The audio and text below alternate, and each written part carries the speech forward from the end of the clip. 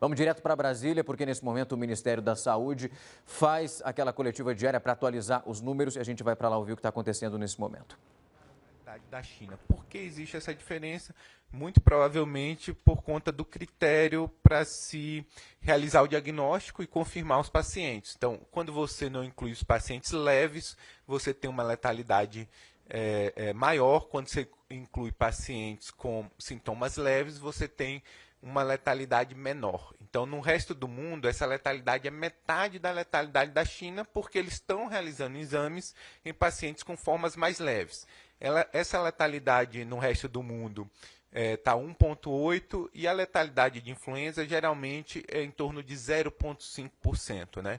Então, a letalidade do coronavírus é um pouco maior que de influenza, mas bem menor do que o SARS e o MERS, que era em torno de 20% a 30%, como a gente no início das coletivas falava. Então, assim, é um vírus que se comporta nesse espectro, muito mais próximo do influenza do que próximo do SARS e do MERS. Em relação aos casos no Brasil, esse é dado atualizado a meio-dia. Nós tivemos 5 casos novos confirmados, 4 de São Paulo, chegando a 10 casos confirmados. Importante salientar que tem aquele caso que é assintomático, é um portador assintomático, e um caso confirmado na Bahia. Então, são esses 5 casos a mais de ontem para hoje que foram confirmados. Importante ressaltar que atualmente nós não temos nenhum caso provável. O caso provável, se vocês se lembram, é o caso que teve contato com o confirmado.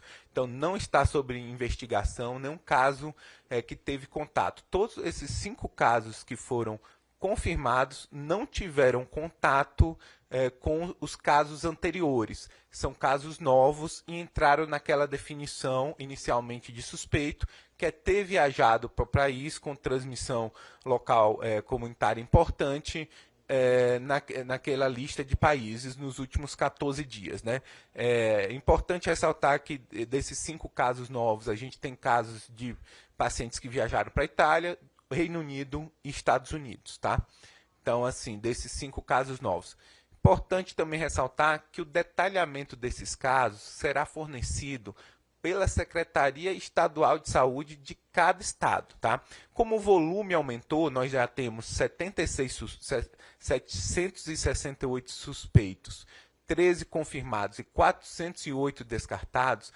É muito importante que a gente se reporte esse dado consolidado e não o dado individualizado de cada paciente, quem é, o que ocorreu, justamente para proteger o paciente e evitar a exposição desnecessária desse paciente. Então, as dúvidas relativas de cada paciente, é bom que vocês consultem a Secretaria Estadual local para que essa dúvida específica seja dirimida. O que é importante é passar que nenhum dos contatos dos casos suspeitos desenvolveram doença, então esses casos são casos que chegaram de viagem e que das localidades onde a gente tem transmissão local comunitária importante, incluindo a dos Estados Unidos, que a gente inseriu recentemente na nossa lista. Esse detalhe a gente pode conversar depois na hora que abriu os dados, tá? Esses são os 13 casos.